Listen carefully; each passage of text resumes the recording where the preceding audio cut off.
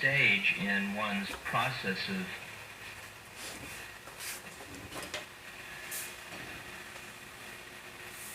consciousness evolution, where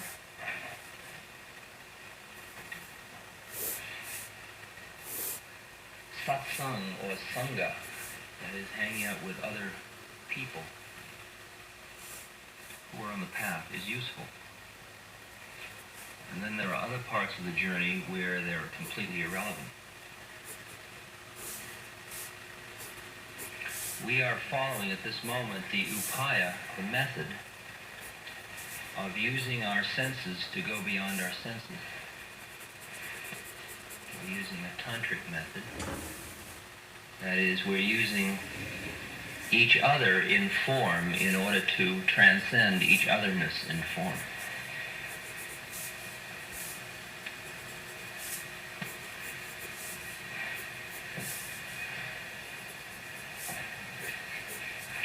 Because everything that's in my head that you now think is not in your head, but will be by the end of the day,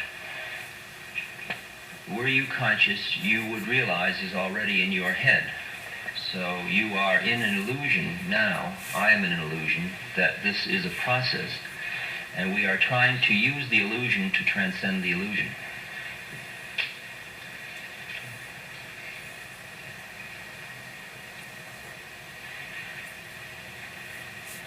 And when you can bring your mind to one pointedness such that when I gave you that instruction for 3 minutes, think of nothing but one form, and you're able to do that without any elaboration, without any other thoughts, and so on,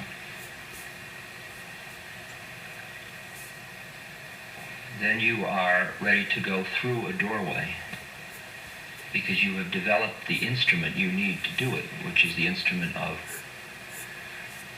one-pointedness of mind.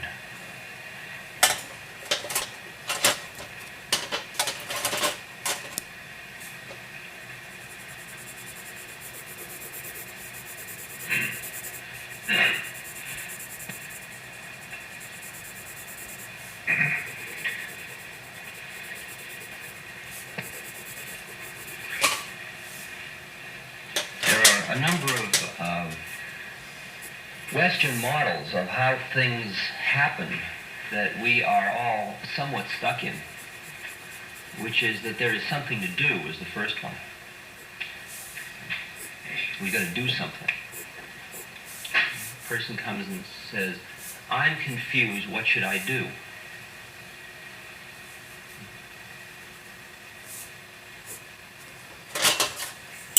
Note, he is not too confused to ask, what should I do?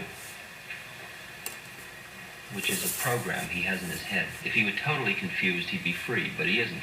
He isn't confused enough.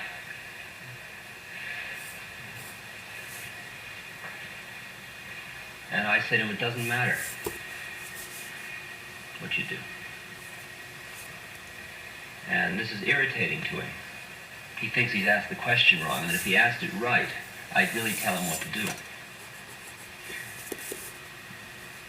And he says, well, shall I meditate, or should I just go out and make love and eat pizzas? And I said, doesn't matter. He says, should I eat meat, or should I? Doesn't matter.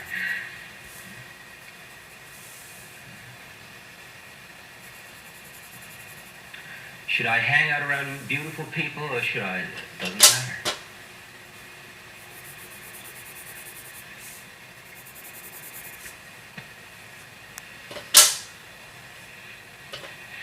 Now here, I don't eat meat, I hang out around beautiful people, I'm working on my consciousness full time, and I'm saying to him, it doesn't matter. Now how could that be possible? Am I just lying? Does it matter to me? A guy came up to me the other night and he said at a meeting at Tufts, and he says, would you mind if I took a razor and cut off your beard? And I said, yes.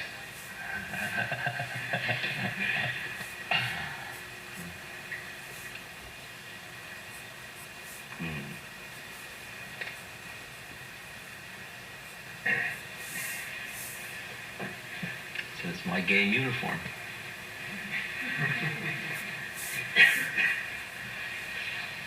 I said, if you came up to me and held me down and cut off my beard, it wouldn't matter to me. That would be the way it is. Now I don't have a beard.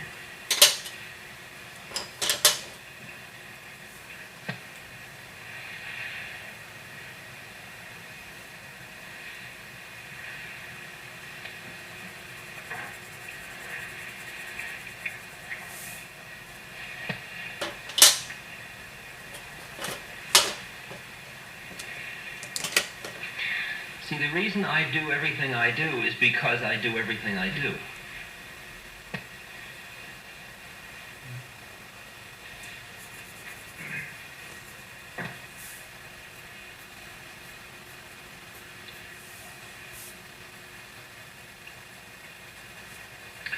There are choices being made every minute of the day, but the question is, who is making the choices?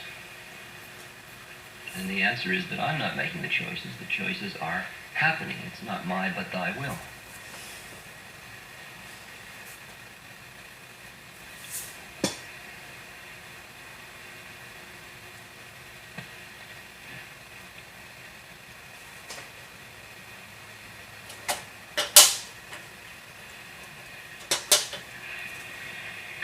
The reason I say to people it doesn't matter is because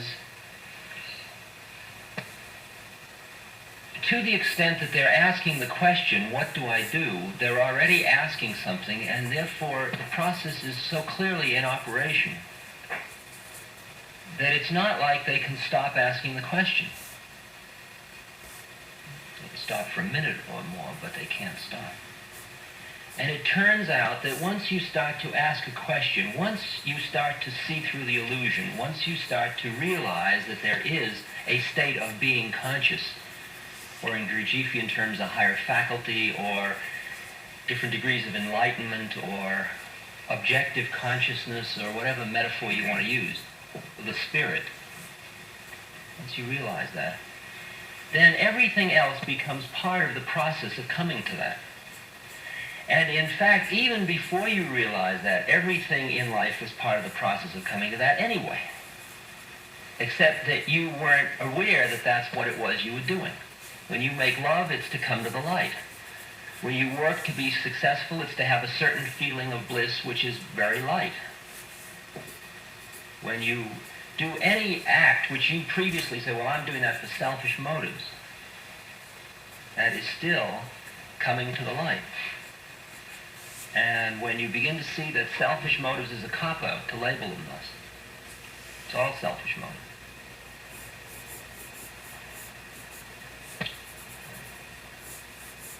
But the social responsible link that is obvious immediately the minute you start to become conscious is that you can do nothing for another human being but work on yourself, and that as you work on yourself, you get to a state almost immediately where you see that every other human being is yourself, and therefore whatever you are doing, you are working on yourself, and you further see that until everybody makes it, nobody makes it, because everybody is one. It's just a sequence of thoughts you go through as you start to meditate. And then the whole hype of, am I doing it for me or doing it for you, becomes totally irrelevant. Totally irrelevant.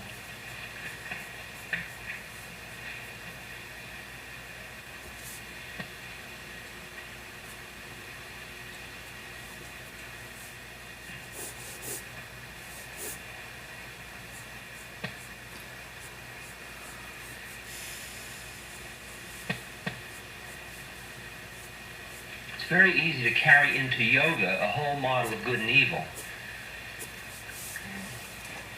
Oh, I ate well today. Oh, I didn't eat well today. I didn't eat yoga-like today. I kept a diary and I had 4 lustful thoughts. Maybe tomorrow I can have 3. We just start to go back into our trip of collecting and measuring and evaluating and doing, which is our Western journey. Just another place to hide, another illusion.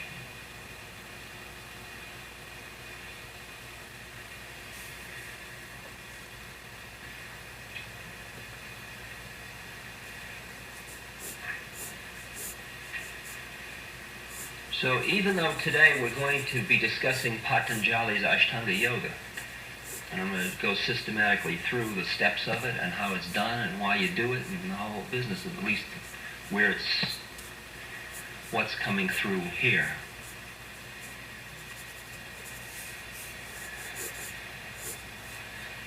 To the extent that you still are in the model that it is that you collect something which you then use, it is not of any use to you.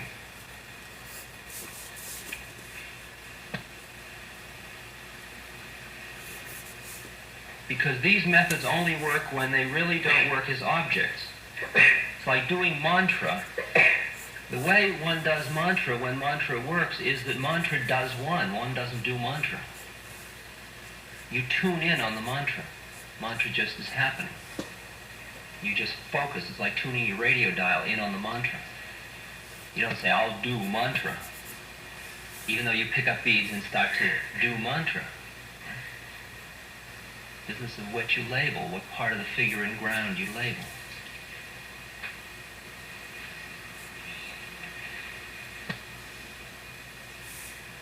See, I can talk about diet and I can discuss the relationship of what you eat to what kind of consciousness you can reach under certain conditions until you're a fully realized being.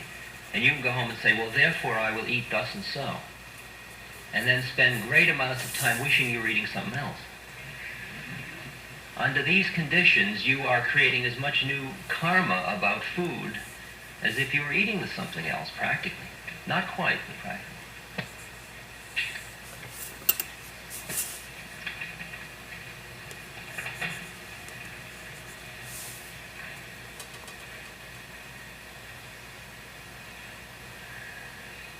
The basic rule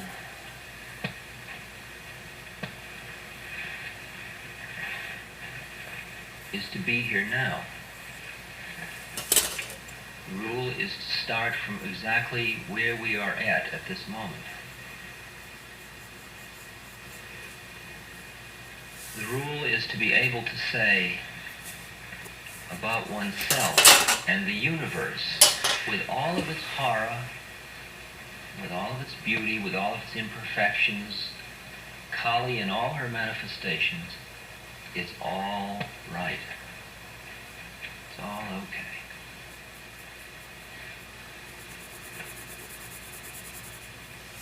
Murder, rape,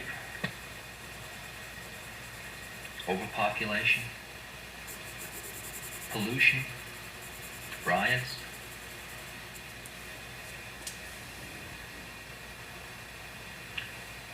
fascistic doctrine, suppression of other human beings, starvation.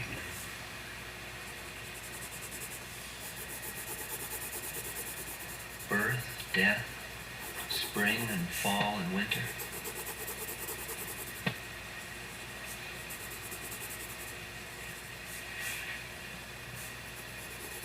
It's all right. It's all the way it's supposed to be. It's all the way it's supposed to be. How could that be?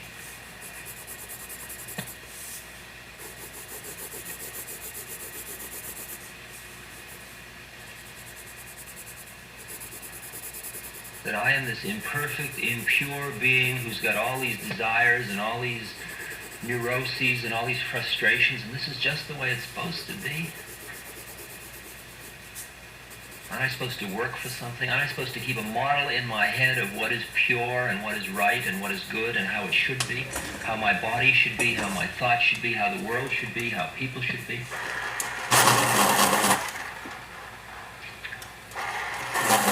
Every one of those models you keep in your head keeps it from happening.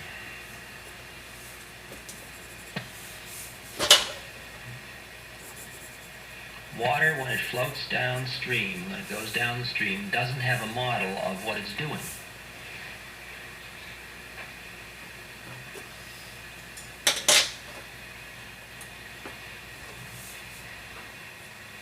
It's just being water, and water floats downstream because that's the way water works.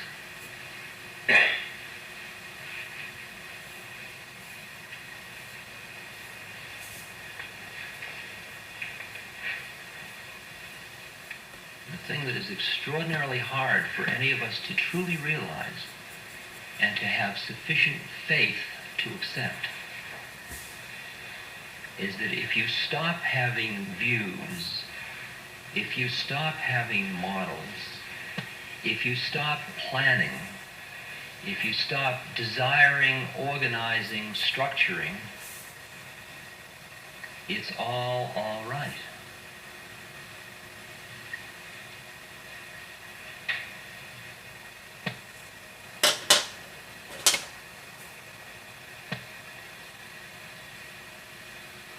But that means all the way back in, you got to stop doing it at every level, even the primordial levels.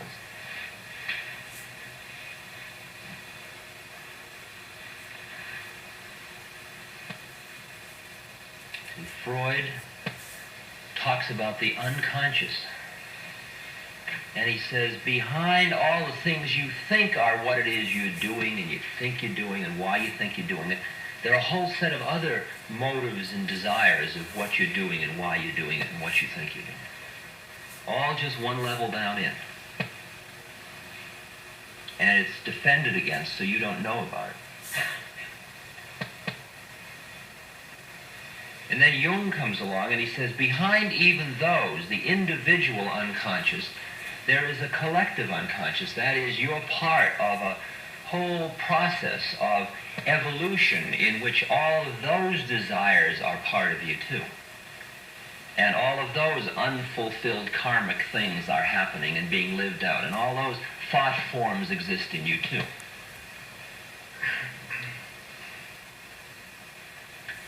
And for many years we say, well, Jung is right, and if Jung is right, then we must keep careful control on the game, because if we let that next level come out, it's all going to be hell for everybody.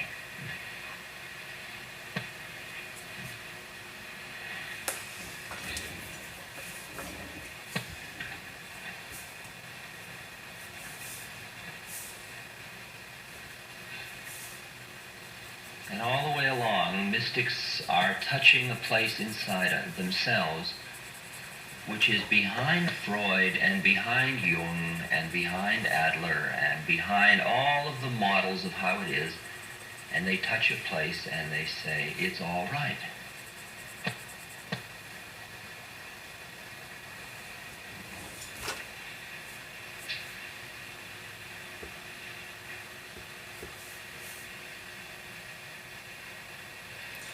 But if you're going to run Earth Week, and somebody comes up to you and says, it's all right, you don't want to hear that. Because the justification for your action is based on the fact that it's not all right. It's not all right, that there's something to do. And there's nothing that a person wants less than to have the justification for his own actions pulled away from him.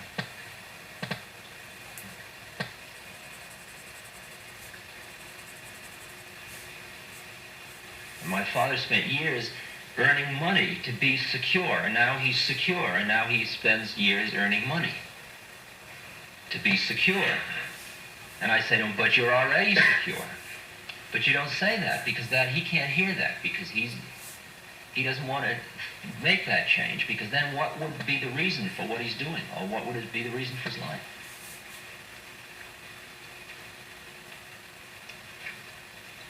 When I was at college, I had a roommate who was very poor. He was an orphan, and he was studying to be a doctor, and his whole life was dedicated to becoming a doctor and to marrying the girl that his cousin, and to becoming secure. And he spent ever since we went to college doing just that, and he's done it. He's got 3 children. He's the head of psychiatric research at the Boston State Hospital or something like that. Very reputable, good person. Now, when I was at college, we were roommates, except that I had a lot of money. I didn't have it, but I knew my father had it. I knew he wasn't going to be starved to death. And in a way, my roommate's justification for life wasn't available to me. And I felt like the poor little rich boy. I felt gypped. It seemed like he had such an easy trip ahead of him. While every day I had to figure out what am I going to do and why am I going to do it. Because I couldn't justify it like my father had or like this roommate had. I couldn't say, well, I've got to do it in order to. And I was constantly looking for new justifications.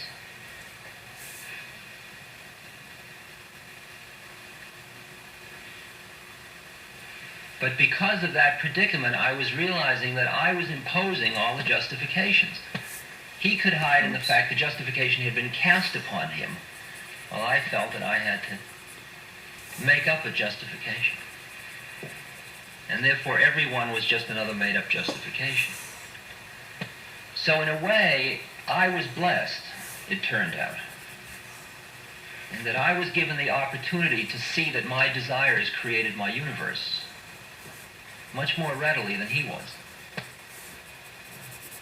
Because he kept saying, look, it's reality, that's the way it is. While I had to say, that's the way I'm making it. And that, of course, is the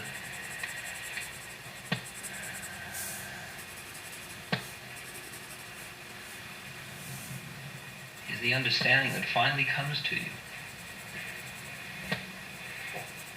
That your desires keep creating your universe.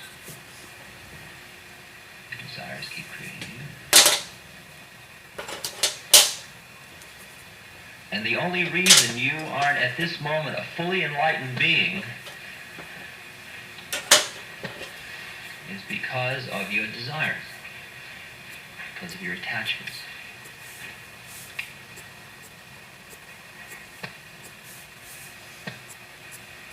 Including, by the way, your attachment to knowing, or your attachment to becoming an enlightened being.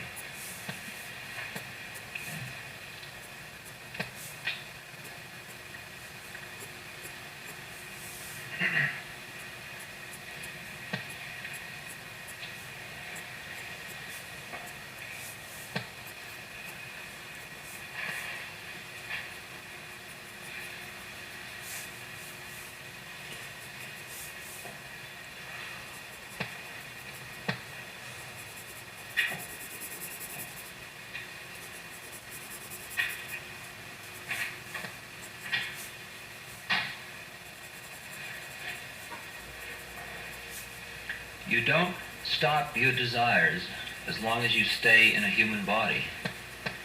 All you do is to break the identification with them. That's all that's required.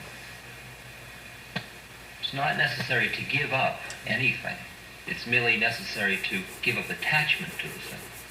That's all that's required.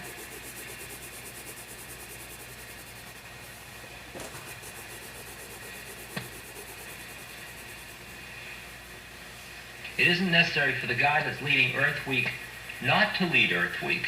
If it is his thing to lead Earth Week, he should lead Earth Week, and he should lead it consciously and beautifully. But if he is attached to leading Earth Week, how poignant.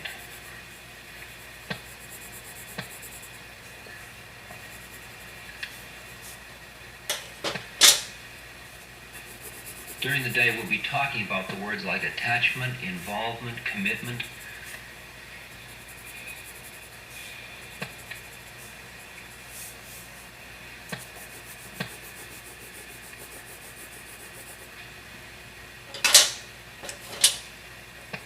All in the context of yoga, which means a method of union. Yoga means union, just union. And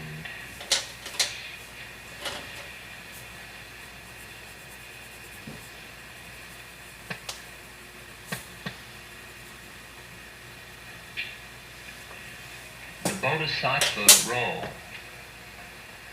which is the role of total involvement and service with one's fellow man, can only be realized when one has experienced yoga or union.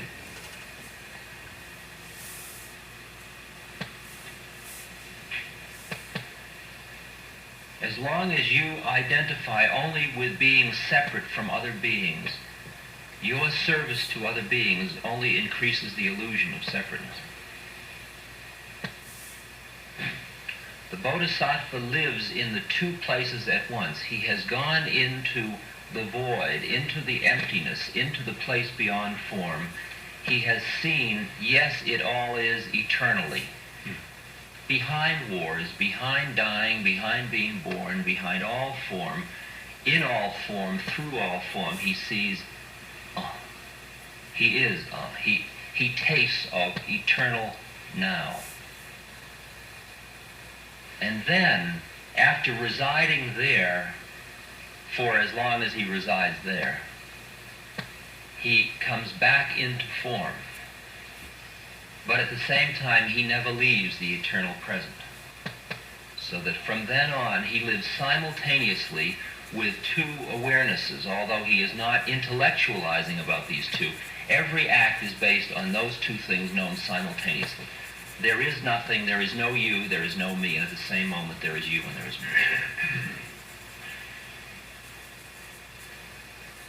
There is no form, there is form. That all dualities are in fact one. And that at the same moment there's the one, there is the many. The Mahamudra, the paradox of the two in one. You've got to be at the place where it all, you're doing, look at me, I'm doing full time. And yet I know I'm not doing anything, and there's nobody doing anything. Sometimes one of them gets the dominant, until you're finished, one of them can become dominant, or another one can become dominant. At one point, the idea that I'm not doing anything becomes dominant, and I get out in front of like 1,000 people, and I sit down, and I got nothing to say, and there's no them, and there's no me, and there's no reason to be here.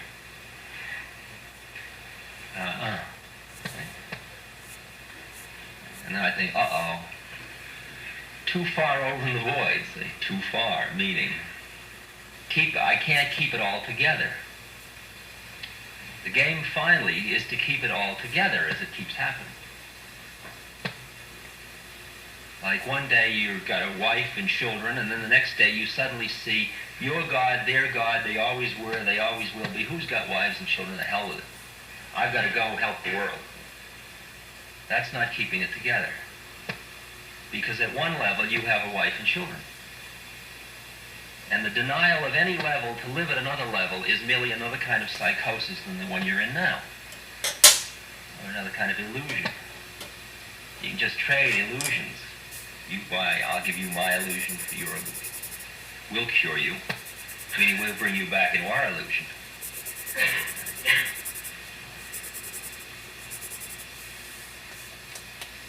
Now all this is in a way to just to formulate for ourselves what itch it is we're scratching. Because one of the real habits we all have is to collect information for which we have no apparent use, saying it will be useful later. That was what all of education seemed to be designed around. You say, but I don't want to learn how to factor and analyze. Well, you will need it later. You'll be happy later you learn Latin. But there's nobody to speak Latin with. Well, you wait. Later on, it'll all be. You'll find the roots and derivations of the words. It'll be very useful to know Latin. And somewhere along the line, you almost buy that. You don't quite, but you almost buy it. If you really bought it, there wouldn't be an 87% forgetting curve in 24 hours after exams. That's because you don't really buy it. But you do it. You try to do it. Because you have no itch to scratch at that moment. See, education only happens, really, in one trial learning. It only happens when you are so open to something because you want to know it so badly that you become one with it. You just sop it up, just like how you're really thirsty on a very hot day after a long something or other. You don't have to have many reinforced trials to know you're enjoying the water or you want to absorb it into yourself. You just can't get it in fast enough. Well, that's the same way with how you learn something when you really want to know it. And so we can play the game of education of, isn't that interesting? I really want to know that. But you're not wanting to know it like you want that water. And the result is you collect it and you sort of put it away on the shelf and use a little of it now and a little of it then because you've still got a game going that you really want to continue playing. And because we are all, most of us are dominant in our intellectual center in the West, we collect symbols and store them for later use, like hamsters collect grain or, we just collect. I'd have hamsters and they'd keep collecting and collecting until they had huge mountains of food. I just kept figuring, I'll give them as much food as they want to collect. And just internally, you just kept going and collecting.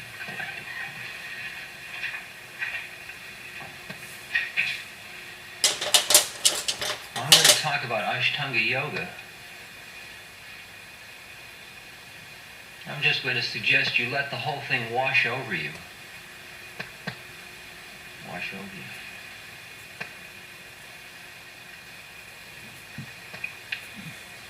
And that which is ready, which you're ready for, will go through the sieve and you'll have it. You don't have to collect it. It'll be there. Something you're really ready to hear that I say, you will have heard the minute I say it, and you'll say, yeah, of course, that's right. And all it'll do is bring it into form for you, and that'll be done. And if anything I say, you say, I wonder if that's true or not. Forget it. Because it'll come up later. You don't have to worry now. Because anything you're ready to use, you now know.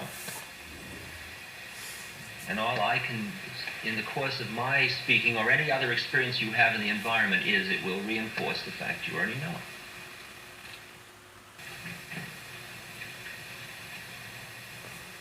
There's an interesting phenomenon that occurs as you work into different states of consciousness. That as you come into each new frequency of vibration or each new level of consciousness, you experience extraordinarily increased amounts of energy. Now, often you can't use this energy because you're not open to use it. And therefore what you experience is a fantastic amount of tension build up.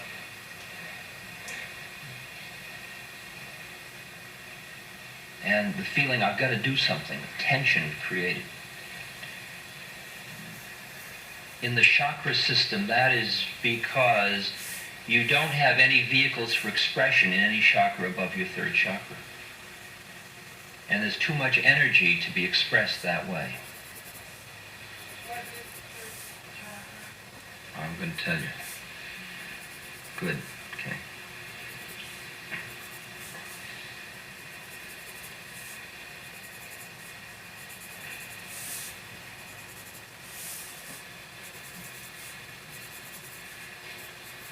If you can just think now, and this is all, you can use it as a metaphor, you can use it at any level you want to use it. Think of seven energy centers all in a row, ascending row, from 1 at the bottom to 7 at the top.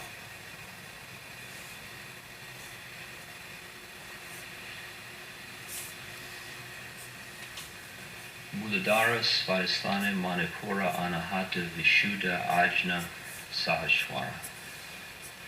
All the Sanskrit words for them. Now imagine that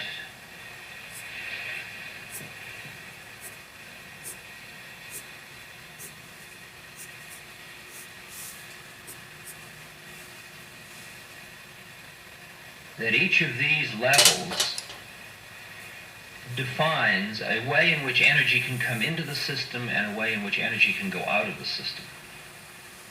Right?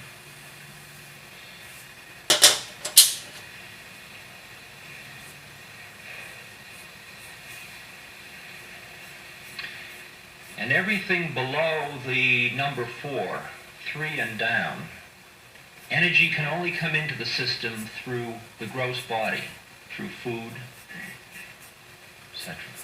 Like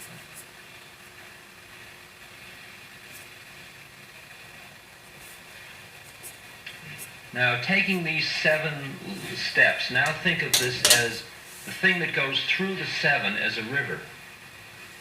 Okay? And you're going to travel up this river. This river is called the Sushumna. The first place you come to on this river, called the first chakra, is, think of it as being in the middle of a very wild wilderness in Africa, where there are wild animals, and you're into a survival concern. Your primary thing is to get roots and nuts and fruit and not be killed by tigers, and, right? So that your total preoccupation at that point is with survival of you as a separate entity. It's very much like an ape. It's like that. Survival of your body. Survival of you as an individual, separate entity in form.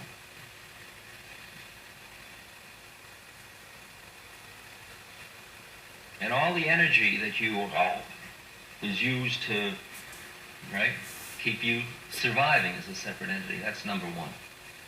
Now let's say you get that all cooled out and you start to travel up this river. The next city you come to is like the Riviera. You still take energy in through like this. But now you've got the survival bit cooled out, and now you're part of a species that reproduces, and you start to experience desire for sexual desire. And so the second chakra is sort of sensual gratification. The gratification of experiencing and feeling and gratifying oneself. Still, I am me separate. I can survive. Now I'll enjoy. Okay? Enjoy is the second chakra term.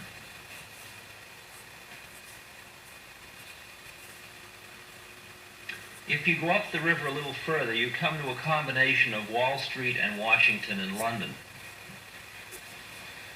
which is a third chakra type place, which is primarily concerned with ego mastery, control, power. It's extensions of the self. It's no longer for survival, and it's no longer for sex. It's merely for enhancement of a symbolic self. So you may perform sexual acts for power. In other words, you may now perform a sexual act in the service of the third chakra. Or you may be a businessman who's collecting power for second chakra reason, because he's doing it as a sexual potency thing. And when he buys a new huge business, he has like an orgasm of gratification, of, isn't that good?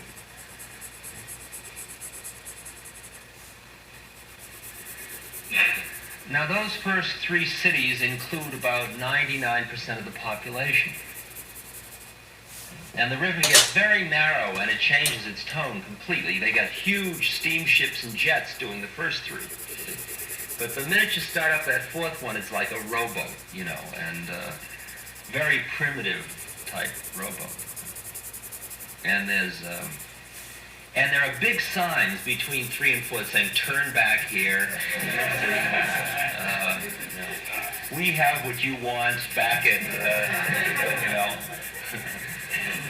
the Hilton Inn and the Bunny Club. And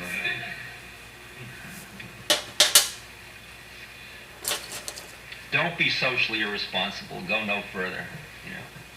Do good. You will feel good if you do good. Third chakra. Or before you go on, eat this. Or have you yet experienced Hidden Valley in southern Wyoming at 2 in the morning?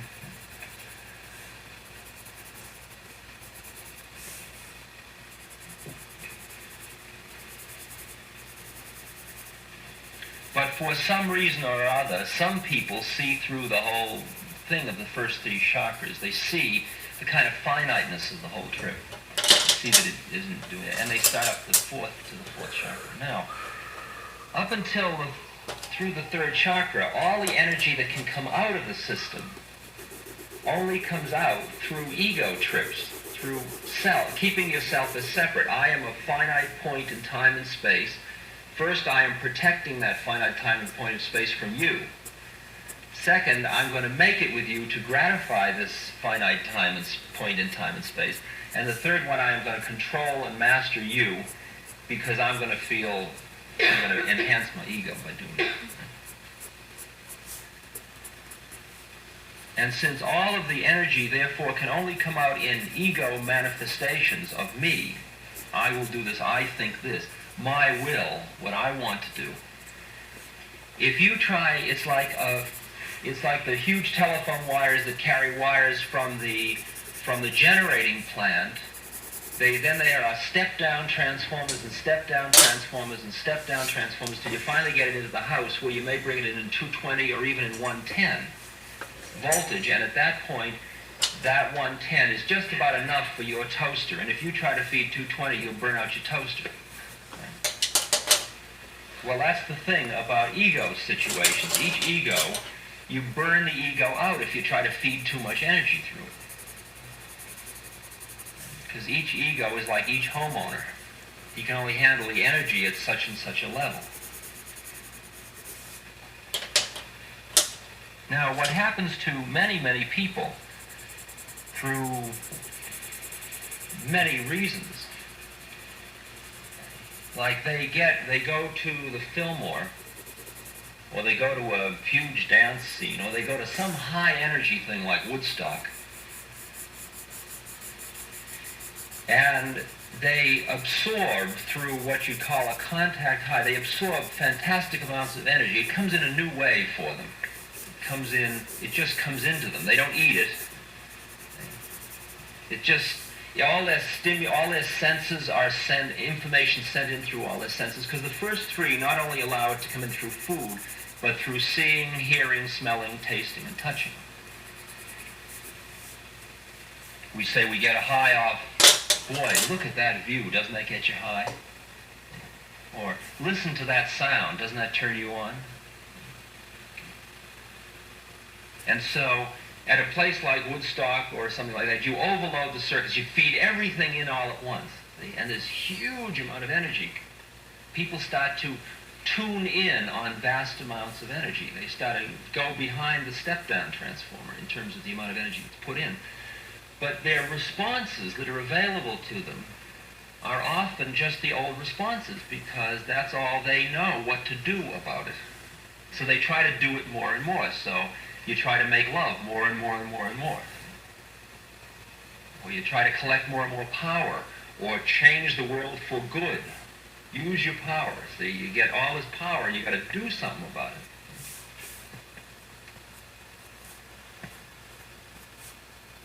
You eat and eat and eat until you practically explode, or you begin to see that eating is just going to go on and it's finite. Whatever.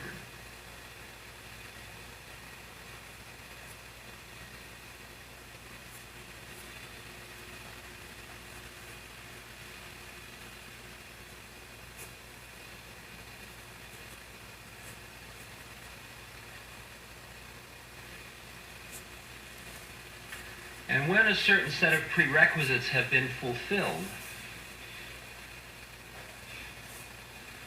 which come under the term, the word virag, meaning an end of worldliness, meaning an end of realizing that anything you're going to get in the first, second, and third chakra is really going to be enough, and that you can't use all the energy you got through those systems.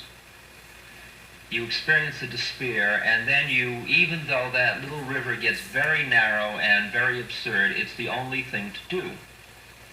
You don't do it because you're a courageous adventurer, setting out from the city and goodbye everybody, I'll see you later, and have a good trip and report back. You don't do it for that motive at all.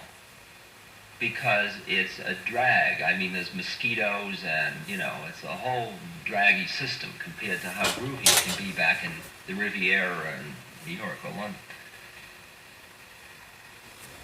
You do it because you begin to see the finiteness of every trip up until then. The only thing you can